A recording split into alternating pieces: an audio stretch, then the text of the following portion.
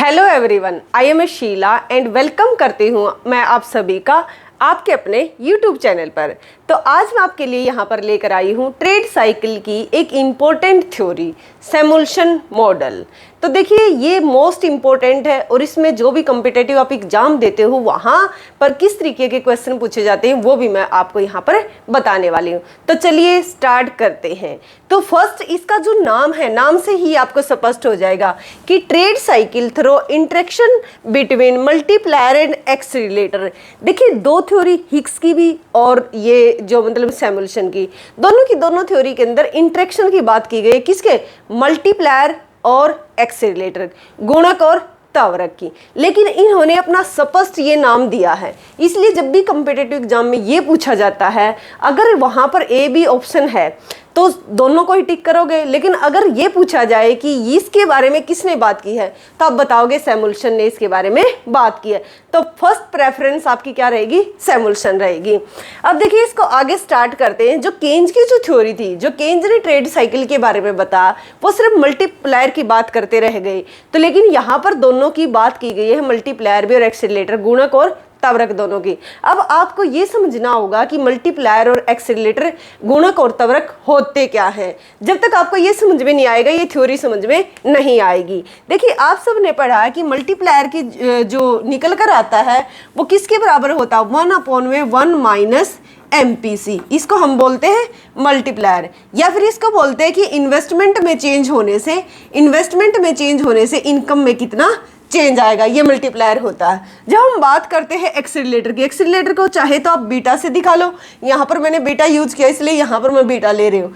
किसी बुक में आपको W मिलेगा, कहीं पर आपको ये स्मॉल v मिलेगा, तो किसी से भी आप इसको डिनोट कर सकते हो। तो जो बीटा होता है ये क्या होता है कि कंजम्पशन में चेंज होने से इन्वेस्टमेंट में कितना चेंज होगा। अभी मैं आपको बताऊंगी कि इसका क्या मतलब है, या इसको हम बोलते हैं कैपिटल आउटपुट रेशो। क्या बोला जाता है? Capital output ratio. तो आपने जब मल्टीप्लायर पढ़ा होगा तो वहां पर आपने देखा होगा कि मल्टीप्लायर के अंदर ऑटोनोमस इन्वेस्टमेंट की बात की गई है, स्वतंत्र निवेश, जो कि ना तो इनकम से प्रभावित होता है और ना ही प्रॉफिट से, जो कि इनकम और प्रॉफिट से इंडिपेंडेंट होता है, जिसको गवर्नमेंट के द्वारा किया जाता है। तो जब हम बात करते हैं मल्टीप्लायर की तो हम बात करेंगे ऑटोनोमस इन्वेस्टमेंट की, स्वतंत्र निवेश की। स्वतंत्र निवेश किस तरीके का होता है? इस तरीके का होता है, यहाँ पर इनकम होती है और ये इनकम से इंडिपेंडेंट होता है। अगर इकोनॉमी में पॉपुलेशन या इस तरीके की जो चेंज आते हैं उसके कारण से गवर्नमेंट इसको इंक्रीज या डिक्रीज कर सकती है। अब जो ये हम एक्सीलरेटर की जब बात करेंगे, त्वरक की जब हम बात करेंगे, तो इसका मतलब है यहाँ पर हम बात करने वाले इंड्यूस इन्वेस्टमेंट की, प्रेरित निवेश की, जो कि प्राइवेट सेक्टर करता। तो समझिए आप कि जब हम इंड्यूस इन्वेस्टमेंट की बात कर रहे होंगे तो इसका मतलब है कि हम त्वरक की बात कर रहे हैं, एक्सीलरेटर की यहाँ पर बात कर रहे हैं। तो जब हम एक्सीलरेटर की बात करते हैं तो जो इसकी वैल्यू आप देखोगे ना, हमेशा क्या होता है, एक्सीलरेटर आपने पढ़ा था तो ये क्या दिखाता? ये दिखाता, मान लेते हैं कि कोई भी प्रोडक्ट को आप प्रोड्यूस करते हो। जब आप उस प्रोडक्ट का प्रोडक्शन करते हो तो उसके अंदर कुछ ना कुछ तो जो इंस्ट्रूमेंट होंगे, कुछ ना कुछ इक्विपमेंट्स उसके अंदर यूज करते होंगे। मान लेते हैं कि आपका दरी बनाने का कारखाना है और जब आप दरी बनाते हो तो आपकी जो डेली की जो दरी है वो 10 सेल होती है और एक दरी की कीमत मान लेते हैं कि 10 रुपये है। क्या बताया मैंने कि दरी की क्वांटिटी कितना सेल होती है? 10, और इसकी 20 मान लेते हैं कि 20 रुपये इसके प्राइस और क्वांटिटी होती है ये सेल। अब कितना है टोटल इनकम आपकी कितनी होती है? 200 रुपये हो जाती है। अगर यहाँ पर 2 दरी की डिमांड कॉन्टिन्यूस बढ़ जाए तो 2 दरी की डिमांड अगर कॉन्टिन्यूस इंक्रीज हो जाएगी, मैंने कॉन्टिन्यूस शब्द बोला, इसको ध्यान से समझिएगा। कॉन्टिन्यूस अगर इंक्रीज हो जाती है तो इकोनॉमी में नया इन्वेस्टमेंट, नया मशीन जो आप जिससे आप दरी बनाते हो वो आपको परचेज करना पड़ेगा। तो इसका मतलब क्या? ऐसा तो है नहीं कि अगर 40 रुपये आप कमाओगे और जो भी उसके अंदर जो भी मशीन यूज होगी दरी बनाने की, या जो करगा होता जो हाथ से दरी बनती है, वो आपका 40 रुपये में आ जाएगा। हो सकता है कि उसकी कीमत कितनी हो? 100 रुपये हो। तो यहाँ पर आप देखोगे कि कैपिटल आउटपुट कितना है? 100 रुपये का, और जो आपने कितनी इनकम की? इतने की, तो आप इसको निकाल लोगे तो ये हमेशा जो आएगा। तो इसका मतलब क्या कि आप जितने की डिमांड इंक्रीज हुई है उससे ज़्यादा का आपको इन्वेस्टमेंट करना पड़ेगा। तो चलिए स्टार्ट करते हैं यहाँ से हम, तो दोनों चीज़ें आपको समझ में आ गई होंगी। तो देखिए इंटरेक्शन का क्या मतलब है, इस शब्द को समझिए कि इंटरेक्ट करने का क्या मतलब है। आपस में दोनों एक साथ मिलेंगे, अंतर क्रिया होगी, इसका क्या मतलब है, इस मतलब को हम समझते हैं। स्टार्टिंग में हम लेते हैं कि जब इन्वेस्टमेंट में चेंज होता है, ये इन्वेस्टमेंट है ऑटोनोमस इन्वेस्टमेंट, स्वतंत्र निवेश, जो कि मल्टीप्लायर की हम बात कर रहे हैं। इन्वेस्टमेंट में चेंज होने से क्या होगा, अभी आपने देखा कि इन्वेस्टमेंट में चेंज होने से इनकम में चेंज होगा, और आपने ये भी पढ़ा था कि थोड़ा सा इन्वेस्टमेंट चेंज करते हैं उससे कई गुना इनकम में चेंज आ जाता है, तो इनकम में चेंज होगा। ये जो यहाँ से यहाँ तक आप गए हो, उसके बाद क्या होगा, जब आपकी इनकम इंक्रीज होती है तो उससे क्या होगा, आपका कंजम्पशन का लेवल भी इंक्रीज हो जाएगा, जिसके कारण से आपका सी चेंज होगा। और जब आपका कंजम्पशन चेंज होगा तो कंजम्पशन चेंज होने से इन्वेस्टमेंट चेंज होगा, और इन्वेस्टमेंट चेंज होने से फिर इनकम चेंज होगी।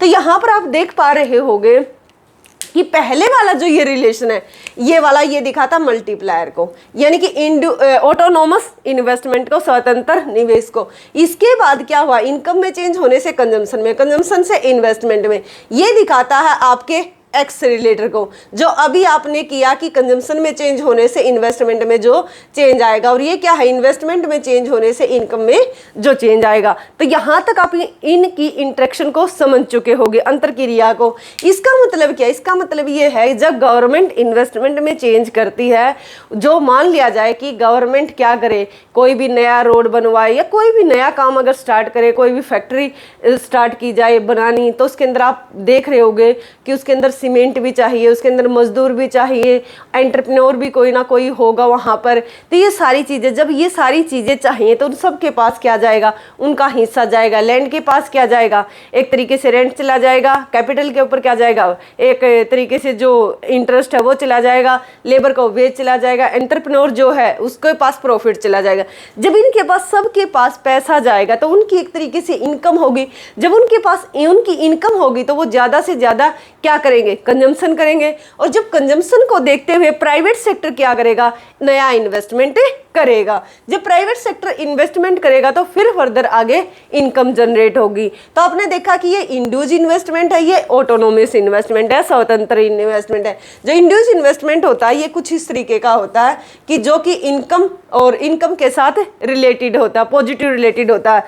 ये नेगेटिव, जीरो और पॉजिटिव तीनों तरीके का हो सकता है। तो चलिए स्टार्ट करते हैं। अब हम जो सैमुअल्सन मॉडल है, ट्रेड साइकिल की जो थ्योरी है, तो यहाँ पर आप देखिए सिंपल फॉर्म में कि ये आज की करंट इनकम है। आज की जो इनकम है वो डिपेंड करती है गवर्नमेंट एक्सपेंडिचर के ऊपर, कंजम्पशन, करंट कंजम्पशन के ऊपर और करंट इन्वेस्टमेंट के ऊपर। ये ऑटोनोमस, यानी कि इसको आप गवर्नमेंट इन्वेस्टमेंट भी बोल सकते हो, ये इंड्यूज इन्वेस्टमेंट है। ये जो आप कंज्यूम करते हो यानी कि कंजम्पशन है। अब देखिए जो करंट कंजम्पशन है, ये जो अब हम क्या करेंगे, इसका नेक्स्ट लेवल पर इन सब की वैल्यू को क्या करेंगे, निकालेंगे, और फिर वैल्यू सब की निकालने के बाद फिर इसी इक्वेशन में पुट कर देंगे। इसकी जो इक्वेशन, जो वैल्यू आएगी वो इसमें पुट कर देंगे, इसकी आएगी इसकी जगह और इसकी आएगी इसकी जगह। तो चलिए स्टार्ट करते हैं। ये क्या दिखाएगा, ये दिखाएगा कि जो आज आपका करंट कंजम्पशन है वो किसके ऊपर डिपेंड करता है, पिछली इनकम के ऊपर डिपेंड करता है फर्स्ट। दूसरा ये डिपेंड करता है एमपीसी के ऊपर। और ये देखो YT-1 का मतलब क्या है कि टाइम लैग है, जो आप आज कंज्यूम करते हो कहीं ना कहीं जो आपकी पिछली आय है ये उसके ऊपर निर्भर करता है। और ये आप सभी जानते हो कि ये बात सच है कि जो आज हमारा कंजम्पशन है वो हमारी पिछली आय के ऊपर ही डिपेंड करता है, क्योंकि जो कंजम्पशन होता है वो इतना जल्दी, हमारा जो पैटर्न होता है कंज्यूम करने का वो इतना जल्दी चेंज नहीं होता। और ये है आपकी एमपीसी, ये जो अल्फा है ये एमपीसी है। अब यहाँ पर इसको देखिए एमपीसी का क्या मतलब है। पिछली बार आपने कंजम्पशन थ्योरी की थी, कंजम्पशन थ्योरी के अंदर क्या क्या था, C = C0 + BY।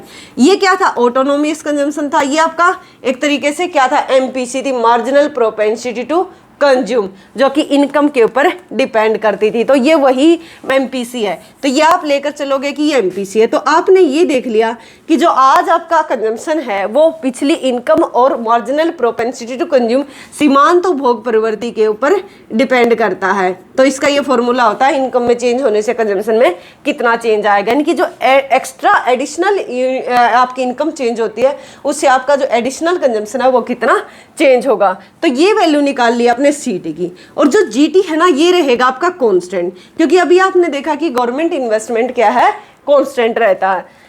उसके बाद देखिए ये है इंड्यूस इन्वेस्टमेंट। अभी आप यहाँ पर पीछे बैक में जाइए और बैक में जाकर आपने ये देखा था, यहाँ पर देखिए कि ऑटोनोमस इन्वेस्टमेंट चेंज हुआ जिसके कारण से इनकम चेंज हुई, उसके बाद कंजम्पशन चेंज हुआ, उसके बाद क्या हुआ, इन्वेस्टमेंट चेंज हुआ।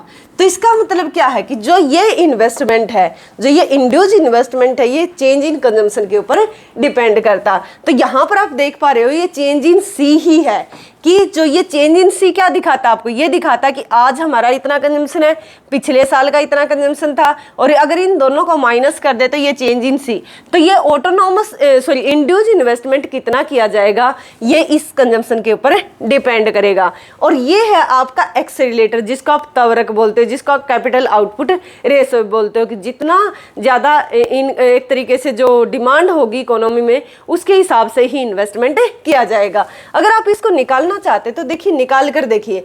अभी देखिए ये बीटा तवरक है, ये कंजम्पशन में चेंज होने से एक तरीके से आपने देखा था कि वो क्या था, यहाँ पर इससे पहले मल्टीप्लायर की वैल्यू क्या थी कि इन्वेस्टमेंट में चेंज होने से इनकम में कितना चेंज आएगा। अब इसका क्या है, कंजम्पशन में चेंज होने से इन्वेस्टमेंट में कितना चेंज आएगा। तो ये देखिए, अगर यहाँ पर आप ये इन्वेस्टमेंट निकालना चाहते हो तो ये हो जाएगा ना बीटा मल्टीप्लाई चेंज इन सी और इक्वल टू चेंज इन आई। तो ये वही है कि हमने क्या किया, इन्वेस्टमेंट को हमने निकालना है, तो ये क्या चला गया, जो बीटा के मल्टीप्लाई में ये कंजम्पशन चला गया। अब देखिए आपने ये सारी चीज़ें समझ ली। उसके बाद देखिए कि जो सीटी की वैल्यू है ये है, तो इसको वैल्यू को हम यहाँ पर रख देंगे, और जो नेक्स्ट यानी कि जो उससे पिछला साल है इसकी जगह क्या हो जाएगा, उससे पिछला ईयर हो जाएगा, तो यहाँ पर ये वैल्यू रख देंगे। अब जो इन्वेस्टमेंट है, इंड्यूस इन्वेस्टमेंट है, अब इसको मल्टीप्लाई करोगे तो आपकी कुछ इक्वेशन ये इस तरीके की बनकर आएगी कि बीटा ये अल्फा एमपीसी है और ये वाई टी -1, इसके साथ इसकी मल्टीप्लाई करोगे तो ये वैल्यू निकल कर आएगी। और आई को हमने, जी टी को हमने क्या मान लिया, कॉन्स्टेंट मान लिया कि इंड्यूस ऑटोनोमस इन्वेस्टमेंट आपका कॉन्स्टेंट रहेगा। इसे आगे ना भी करोगे तब भी चलेगा। अब देखिए क्या किया गया है, नेक्स्ट उसमें क्या किया गया है कि जो ये वाई टी है, ये अब क्या करेंगे, तीनों की जो वैल्यू निकाली है वो बस इस वाई टी में पुट कर देंगे। ये हमने कांस्टेंट मान लिया इसलिए 1 दे दिया, इसका नाम 1 रख दिया यहाँ पर। और ये क्या है, ए वाई टी -1 और बीटा ए, ये इसकी जगह सी टी की जगह क्या रख दिया हमने, ये इक्वेशन रख दी, और आई टी की जगह हमने क्या रख दिया, ये वाली इक्वेशन रख दी, ये इक्वेशन हमने यहाँ पर रख दी। इसके बाद देखिए इसमें भी अल्फा है और इसमें भी अल्फा है, हमने क्या किया, अल्फा को बाहर ले लिया, तो अंदर हमारी वाई टी -1 प्लस में बीटा वाई टी -1 ये इक्वेशन रहती है, और लास्ट में हमारी ये है। उसके बाद यहाँ पर आप देखिए कि अल्फा तो हमने कॉमन ले ही लिया था, इन दोनों में वाई टी -1 है, वाई टी -1 है, इसको हमने कॉमन ले लिया, तो अंदर क्या बचा 1 प्लस बीटा, और ये इक्वेशन बच गई। सिर्फ ये कहते हैं कि अगर हमें कोई भी आउटपुट निकालना है तो हम आउटपुट निकाल सकते हैं नेक्स्ट ईयर का यदि हमारे पास 2 साल की इनकम गिवन है। तो आपने देख लिया कि इसके अंदर induce investment, autonomous investment, MPC, इन सब का यूज किया गया है। अब देखिए इसके आगे इसकी कुछ वैल्यू दी गई है। जो सैमुअल्सन है उन्होंने बताया है कि 5 तरीके के जो ट्रेड साइकिल होते हैं, यानी कि जो बिजनेस साइकिल्स आते हैं इकोनॉमी के अंदर, जो अप्स और डाउन्स आते हैं, वो 5 टाइप के होते हैं, 5 तरीके के होते हैं। इस वैल्यू के आधार पर हम उनको निकालेंगे। फर्स्ट यहाँ पर क्या दिया गया कि अल्फा की वैल्यू दी गई है 0.5। 0.5 जो अल्फा की वैल्यू दी गई है, अल्फा क्या है यहाँ पर, ये है आपका एमपीसी, और एमपीसी क्या होता है, change in C divide by change in Y. अगर हम यहाँ पर मल्टीप्लायर के साथ देखें तो ये इस तरीके से मल्टीप्लायर निकालोगे, 1 माइनस एमपीसी, तो 1 अपॉन में अगर आप इसकी वैल्यू रख दोगे तो 0.5, और इसको जब निकालोगे तो क्या हो जाएगा, 1 अपॉन में 0.5 कितना आ जाएगा, 2 वैल्यू इसकी निकल कर आएगी। तो इसको आप MPC ना कंसीडर कर आप इसको एक तरीके से सोचोगे कि ये मल्टीप्लायर है और ये एक्सेलरेटर है। इन दोनों के इंटरेक्शन से हम देखेंगे कि ट्रेड साइकिल किस किस तरीके के आते हैं। पांचों केस में आप देख रहे हो कि MPC को कांस्टेंट लिया गया, जिसकी वैल्यू हर जगह 0.5 है। अगर मल्टीप्लायर निकाला तो वैल्यू आई 2। अब देखिए फर्स्ट जो दिखाएगा, फर्स्ट ये आपको दिखा रहा है कि OX पर हमने टाइम को लिया है, O एक्सिस पर हमने यहाँ पर लिया टाइम को, और यहाँ पर हमने लिया इनकम को या आउटपुट को आप ले लोगे। दूसरा आप फर्स्ट ये करें कि अल्फा की वैल्यू 0.5 है, या ये बोलो कि मल्टीप्लायर की वैल्यू 2 है, यहाँ पर एक्सेलरेटर है ही नहीं, यानी कि प्राइवेट या इंड्यूस इन्वेस्टमेंट 0 है। तो वो कहें कि यहाँ पर किस तरीके के ट्रेड साइकिल आएंगे, कोई ट्रेड साइकिल नहीं आएगा, साइकिल लेस पाथ रहेगा, सिर्फ मल्टीप्लायर ही वर्क कर रहा है, इसलिए यहाँ पर जो आएगा वो इस तरीके का होगा। ठीक है, तो आपने देख लिया कि ये साइकिल लेस पाथ है। सेकंड आप देखिए, जब सेकंड में केंद्र आप देखोगे सेम है कि मल्टीप्लायर की वैल्यू 2 है, अब बीटा की कितनी है 1 है। अभी आप देख पा रहे हो कि यहाँ पर किस तरीके का, अभी मल्टीप्लायर की वैल्यू क्या है, ज़्यादा है, किससे, एक्सेलरेटर से। तो यहाँ पर आएंगे डैम्प्ड या प्री मंदित, जिसको हिंदी में बोल दें। इसका मतलब होता है स्टार्टिंग में आपको ऐसा लगेगा कि ट्रेड साइकिल आए हैं, उसके बाद क्या होगा, धीरे धीरे उनकी रेंज कम होती चली जाएगी, उनको बोलते हैं डैम्प्ड या परिमंदित। ये इस तरीके के साइकिल होंगे, स्टार्टिंग में ज़्यादा आएंगे, फिर क्या होगा, एक तरीके से इनका अस्तित्व खत्म हो जाएगा। उसके बाद देखिए कांस्टेंट। अब कांस्टेंट का क्या मतलब है कि जब बीटा की वैल्यू कितनी हो जाए 2। अब यहाँ पर आप देख रहे हो कि एक्सेलरेटर और मल्टीप्लायर की वैल्यू क्या सेम है। तो करें कि इससे जो ट्रेड साइकिल आएंगे वो कैसे आएंगे, कांस्टेंट टाइप के आएंगे, कांस्टेंट टाइप के, एक जैसा इनका वो होगा, यानी कि जो भी उतार चढ़ाव हैं वो एक जैसे होंगे सारे साइकिल्स के अंदर। अब उसके बाद आप देखिए जो इसके बाद रहता है हमारा फोर्थ और फिफ्थ। जो फोर्थ है उसके अंदर मल्टीप्लाई एक्सेलरेटर की वैल्यू बढ़ जाती है, वो कितनी हो जाती है, 3 हो जाती है। तो यहाँ पर जो आएंगे वो आएंगे एंटी डैम्प्ड या प्रति परिमंदित। इसका मतलब है कि पहले कम, उसके बाद बहुत ज़्यादा, क्योंकि प्राइवेट इन्वेस्टमेंट ज़्यादा है, इंड्यूस इन्वेस्टमेंट ज़्यादा, इसलिए इकोनॉमी में उतार चढ़ाव क्या होंगे, ज़्यादा आएंगे। तो ये जो ट्रेड साइकिल्स होंगे कुछ इस तरीके के होंगे, स्टार्टिंग में कम आएंगे, उसके बाद ये बढ़ते चले जाएंगे। तो ये आप ध्यान रखोगे, इसको हम बोलेंगे एंटी डैम्प्ड या प्रति परिमंदित। उसके बाद देखिए जो फिफ्थ हम बात करते हैं, फिफ्थ भी क्या है, यहाँ पर बीटा की वैल्यू बहुत ज़्यादा है, 4 है, और इसकी वैल्यू कितना है, 2 है। तो यहाँ पर क्या आएंगे, साइकिल लेस पाथ होंगे बट एक्सप्लोजिव होंगे। एक्सप्लोजिव का क्या मतलब, विस्फोटक। तो यहाँ पर जो ट्रेड साइकिल आएंगे वो किस तरीके के होंगे, वो इस तरीके के होंगे। आई होप कि यहाँ तक आप इस थ्योरी को समझ गए होंगे। यहाँ तक वीडियो को देखने के लिए धन्यवाद। और अगर वीडियो आपको पसंद आता है तो वीडियो को लाइक कीजिए, शेयर कीजिए और सब्सक्राइब कीजिए।